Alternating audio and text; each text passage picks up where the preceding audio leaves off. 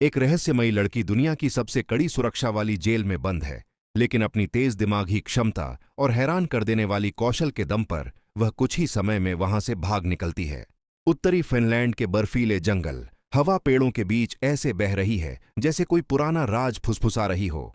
इन्हीं सन्नाटों के बीच एक पतली सी पर तेज नजर वाली 15 साल की लड़की हैना सफेद बर्फ पर भूत की तरह बिना आवाज किए आगे बढ़ती है, और निगाहें एक बारह सिंघे पर जमी हुई। फिर एक तीर उड़ता है और सटीकता से अपने निशाने पर लगता है। हैना बिना किसी हिचक के आगे बढ़ती है, जैसे ये सब उसके रोजमर्रा का हिस्सा हो। कुछ ही सेकंड में वह शिकार को शांत कर देती है। दूर कहीं केबिन से धुआं उठ रहा है। वहीं रहता है उसका पिता, एरिक, CIA का पुराना एजेंट, ऐसा आदमी जिसे दुनिया ने तो भुला दिया, लेकिन दुनिया उसे कभी नहीं भूल सकती। उसी ने हैना को बनाया है, एक ऐसी लड़की जिसे हथियार चलाना उतना ही आसान लगता है जितना किसी और बच्चे को स्कूल बैग उठाना। शूटिंग, कॉम्बैट, दौड़ना, छिपना, दर्जनों झूठी पहचानें और कई भाषाएं, वह सब जानती है। पर दुनिया के बारे में वह एक मासूम बच्चे जितना ही जानती है। फोन उसे जादू लगता है, हवाई जहाज किसी दूसरे ग्रह की मशीन। शाम होती है। आग की हल्की रोशनी में हैना अपने पिता से कहती है, मैं तैयार हूं जंगल से बाहर जाने के लिए। एरिक कुछ नहीं कहता, बस उठता है, बाहर जाता है और बर्फ के नीचे एक पुरानी चीज खोद कर निकालता है, एक रेडियो बीकन। वह उसे हाथ में पकड़े हुए धीमी आवाज में कहता है, अगर तुमने इसे ऑन किया तो मरीसा वाइगलर तुम्हारे पीछे आ जाएगी, CIA की सबसे खतरनाक शख्सियतों में से एक, और फिर सब कुछ बदल जाएगा। खामोशी फैल जाती है, बर्फ गिरती रहती है, जैसे आसमान भी जवाब का इंतजार कर रहा हो। एरिक उसके हाथ में बीकन थमा देता है, फैसला तुम्हारा है। अगली सुबह सूरज नीचा है, हवा कड़वी ठंडी। एरिक शिकार पर निकल जाता है और केबिन में रह जाती है, हैना उस छोटी सी डिवाइस को देखते हुए, जिसे ऑन करते ही पूरी दुनिया उसके दरवाजे पर आने वाली है। सुबह की धुंध अभी छंटी भी नहीं थी कि हैना ने अपना फैसला कर लिया। कुछ पल शांत बैठकर वह बीकन को देखती है, फिर एक गहरी सांस लेकर उसे ऑन कर देती है। छोटी सी लाइट चमकती है और उसी क्षण उसका बचपन खत्म हो जाता है। जब एरिक लौटता है और बीकन को चालू देखता है, उसकी आंखों में एक सेकंड के लिए दर्द चमकता है, लेकिन वह जानता है अब वापसी नहीं। वह शांत रहकर उनका अगला कदम सोचने में लग जाता है। दूसरी ओर CIA मुख्यालय में एरिक के लोकेशन का अलर्ट मरीसा तक पहुंचता है। वह तुरंत अपनी टीम को बुलाती है। कोई सुझाव देता है कि इंटरपोल जैसी बाहरी एजेंसियों को भी शामिल किया जाए, लेकिन मरीसा उसे एक तिरछी नजर से चुप करा देती है और मिशन की कमान खुद अपने हाथ में ले लेती है। फिनलैंड में एरिक जल्दी से निकलने की तैयारी करता है। वह साधारण कपड़े पहनता है और हैना से कहता है, हम बर्लिन में मिलेंगे। रात ढलती है और अंधेरा फैलते ही CIA के एजेंटों की एक टुकड़ी केबिन पर धावा बोल देती है। वे हैना को पकड़ लेते हैं और उसे मोरक्को में मौजूद एक गुप्त CIA सुविधा में ले जाते हैं। हैना को एक सख्त खाली सी पूछताछ रूम में बंद कर दिया जाता है। एक एजेंट उससे जानकारी निकलवाने की कोशिश करता है, लेकिन हैना साफ कहती है, मैं मरीसा से ही बात करूंगी। उसकी जगह वे एक ऐसी महिला भेजते हैं जो मरीसा जैसी दिखती है, पर हैना को कुछ अजीब लगता है। वह महिला कान में ईयरपीस लगाए हुए है और हर शब्द जैसे किसी के इशारे पर बोल रही है। हैना उससे बातचीत जारी रखती है, फिर अचानक उसकी आंखों में आंसू भर आते हैं। वह टूटकर उस महिला की बाहों में गिर जाती है। कमरे के बाहर खड़े गार्ड घबरा जाते हैं। उन्हें डर है कि वह अनियंत्रित न हो जाए, लेकिन दरवाजा खुलते ही सब कुछ बदल जाता है।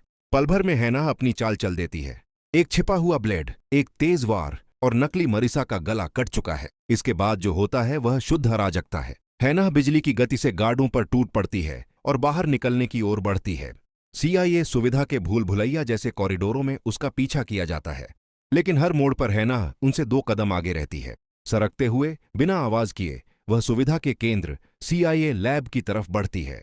जब वह वेंट से नीचे छलांग लगाती है, एक तकनीशियन चौंक जाता है। हैना बंदूक तानकर उससे बाहर का रास्ता पूछती है। वह कांपते हुए रास्ता बता देता है। हैना वापस वेंट में चढ़ती है। जालियों के बीच से रेंगते हुए आखिरकार एक खुला हिस्सा ढूंढ लेती है। वह बाहर निकलती है और ठिठक जाती है। चारों तरफ सिर्फ वीरान रेगिस्तान, न कोई शहर, न सड़क जहां उसका हर कदम एक नई लड़ाई बन सकता है। एक सैन्य काफिला उसकी ओर बढ़ रहा है। जैसे ही पहला ट्रक पास आता है, वह झुककर रेंगती है और बिना किसी आवाज के उसके नीचे लटक जाती है। ट्रक का इंजन गरजता है और हैना रेत से उठती हुई यात्रा पर निकल जाती है, बिना किसी को शक हुए। इसी बीच CIA परिसर में मरीसा एक सुरक्षित तिजोरी खोलती है। वह अंदर से एक सील किया हुआ फाइल निकालती है, वही फाइल जिसे वह हमेशा के लिए मिटा देना चाहती है। एरिक, उसकी पत्नी जोहाना और छोटी हैना एक सुनसान सड़क पर ड्राइव कर रहे थे जब मरिसा ने उन पर घात लगाई। गोलियों की बौछार, चीखें और टायरों का चीखता हुआ मोड़। कार सड़क से फिसलकर किनारे जा गिरी। अराजकता में एरिक और जोहाना अपनी बेटी को गोद में उठाकर जंगल की ओर भागे, पर फिर एक गोली की आवाज और जोहाना आगे गिर पड़ी। मरिसा की आंखें वर्तमान में लौटती हैं। वह फाइल बंद करती है, पर अतीत अब भी उसका पीछा कर रहा है। दूसरी ओर रेगिस्तान में हैना लगातार आगे बढ़ती है, हर पहाड़ी, हर पथरीले मोड़ को इस्तेमाल करते हुए अपने पीछा करने वालों से बचती हुई। कुछ दूरी पर उसे एक रोड ट्रिप पर निकला हुआ परिवार दिखता है। उनकी बेटी सोफी खिड़की से झुककर मुस्कुराते हुए पूछती है, तुम्हें लिफ्ट चाहिए? हैना सिर हिला देती है, दूर हट जाती है। उसे मिलना जुलना अभी भी असुरक्षित लगता है। आगे बढ़ते हुए वह एक नदी किनारे कुछ औरतों को कपड़े धोते देखती है। चुपचाप, बिना ध्यान आकर्षित किए वह एक कपड़ा उठा लेती है, अपनी पहचान छिपाने के लिए। उसके बाद वह पास के कस्बे की ओर चल देती है।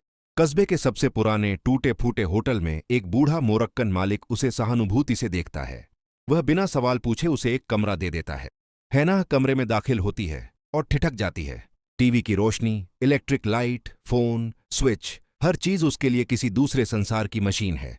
घबराहट उसके सीने में भर जाती है। सांसें तेज होने लगती हैं।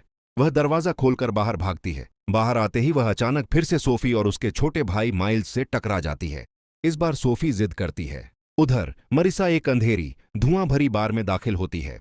वहां इंतजार कर रहा है आइजैक्स, एक पूर्व एजेंट जिसे उसकी क्रूरता और निर्मम तरीकों के लिए जाना जाता है। मरिसा उसके सामने बैठती है और शांत स्वर में कहती है, मेरे पास एक काम है, बड़ा और खतरनाक। आइजैक्स की आंखों में दिलचस्पी चमकती है। वह मुस्कुराकर सहमति दे देता है। इनाम और चुनौती दोनों उसके लिए काफी हैं। कहीं दूर समुद्र तट पर एरिक पानी से बाहर आता है। 2 पुलिस अधिकारी उसे देखते हैं और उसके पास आते हैं, पर एरिक किसी भी पल बर्बाद नहीं करता। एरिक जंगल की ओर गायब हो जाता है। कस्बे के छोटे से घर में हैना सोफी और उसके परिवार के साथ एक साधारण सी रोटी और सब्जी से बनी डिनर साझा करती है। पहली बार कोई उसे परिवार जैसा अपनापन दे रहा है। उनके चेहरे गर्मजोशी से भरे हुए और हैना की आंखों में पहली बार थोड़ी राहत। अगली सुबह स्पेन की खुली सड़कों पर सुबह की धूप सुनहरी चमक बिखेर रही है। सोफी का परिवार अपनी आरवी लेकर आगे बढ़ रहा है, बेखबर कि एक अदृश्य मेहमान उनके साथ सफर कर रहा है। उधर आइजैक्स और उसकी टीम मोरक्कन होटल के मालिक से पूछताछ कर रहे हैं। डर के मारे बूढ़ा झटपट बता देता है कि हैना आखिरी बार एक विदेशी परिवार के साथ देखी गई थी, सोफी के परिवार के साथ। आइजैक्स आंखें सिकोड़ता है। हाईवे पर सब तरफ फैल जाओ, आरवी ढूंढो। कुछ देर बाद उसकी टीम का एक आदमी रेडियो पर आवाज देता है, साहब, आरवी दिख गई है। सोफी का परिवार एक रोड साइड होटल पर रात बिताने के लिए रुकता है। आरवी स्थिर होते ही हैना चुपके से बाहर निकलती है और होटल के पूल की ओर बढ़ती है।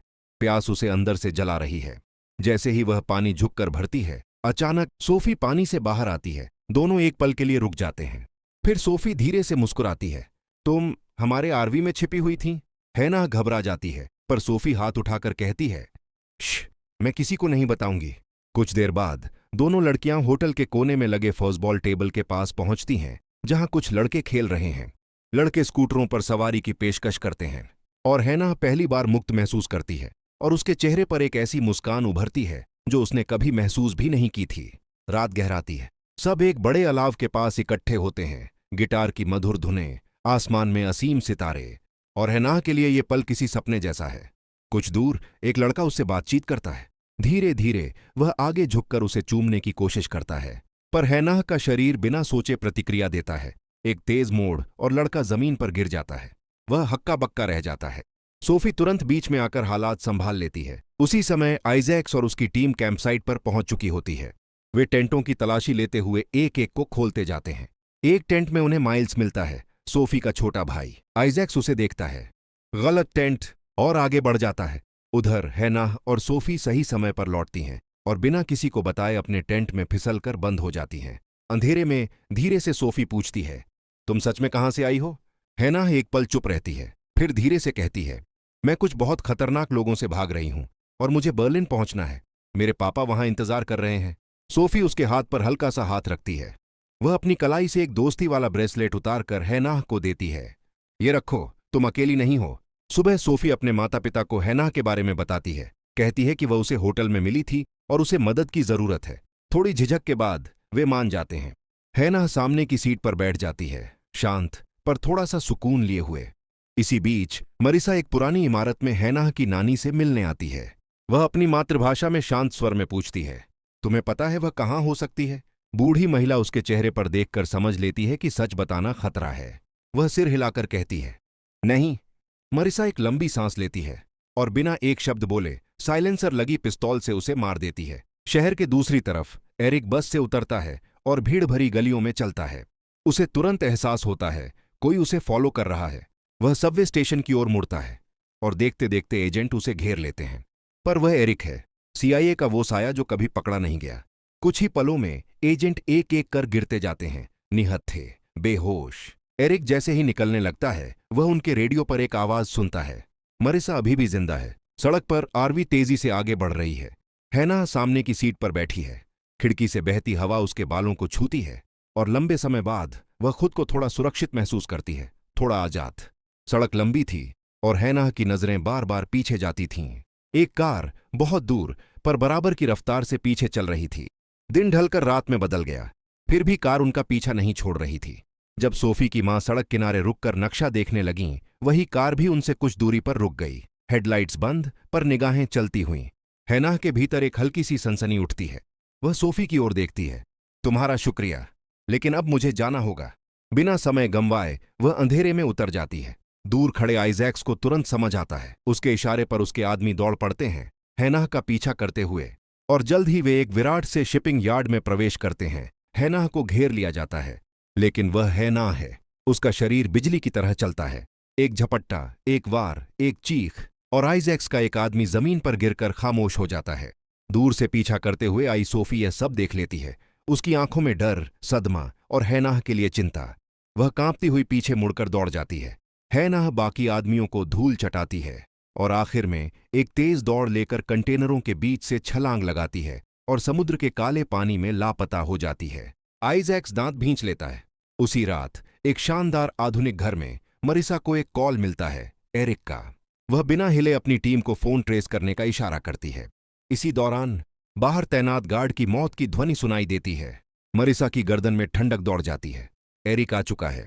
वह दूसरी खिड़की से छलांग लगाकर अंधेरे में गायब हो जाती है।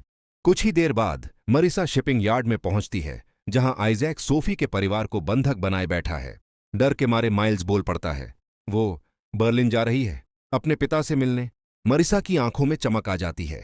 तो खेल वहीं खत्म होगा। बर्लिन। हैनाह एक त्यागे हुए मनोरंजन पार्क में पहुंचती है, जहां टूटी झूलों, जंग लगे कैरोसेल और रंग उखड़ी दीवारों के बीच क्नीफलर रहता है, एरिक का पुराना दोस्त, एक अजीब सा जादूगर। वह हैनाह को देखकर हंसता है। ओह छोटी शेरनी, तुम्हारा इंतजार था। वह उसे खाना देता है और एक लिफाफा थमाता है। अंदर एक पता, एरिक का संदेश। लेकिन तभी धड़म धड़म, दरवाजे पर जोरदार दस्तक। क्नीफलर की निगाहें बदल जाती हैं। नीचे जाओ अभी। मरिसा और आइजैक्स घर में घुस आते हैं, जबरदस्ती क्नीफलर को पकड़ते हैं, पीटते हैं, हर कोने की तलाशी लेते हैं। नीचे छिपी हैनाह चुपचाप सुनती है और दो सच उसके दिल को चीर देते हैं। जिस औरत को उसने मारा था वो मरिसा नहीं थी, और एरिक उसका असली पिता नहीं है।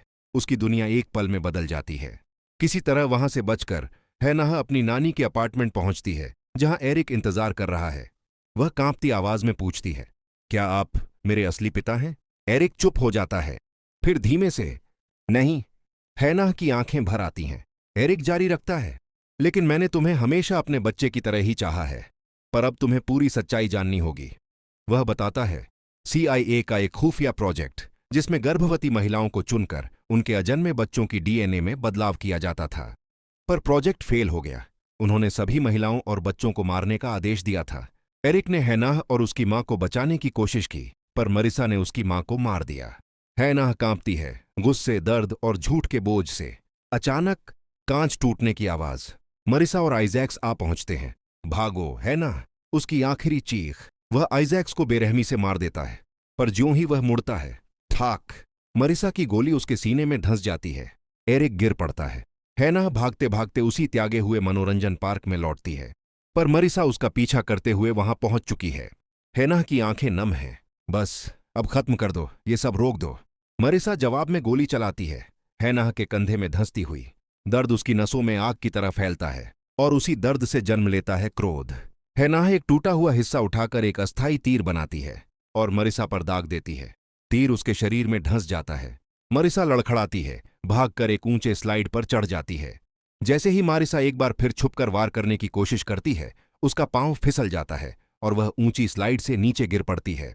हन्ना इस पल का फायदा उठाती है। वह मारिसा की गिराई हुई बंदूक उठाती है और बिना किसी हिचक के बेहद करीब से ट्रिगर दबा देती है। एक आखिरी धमाके के साथ यह खूनी पीछा और हन्ना के अतीत का सबसे अंधेरा अध्याय आखिरकार खत्म हो जाता है।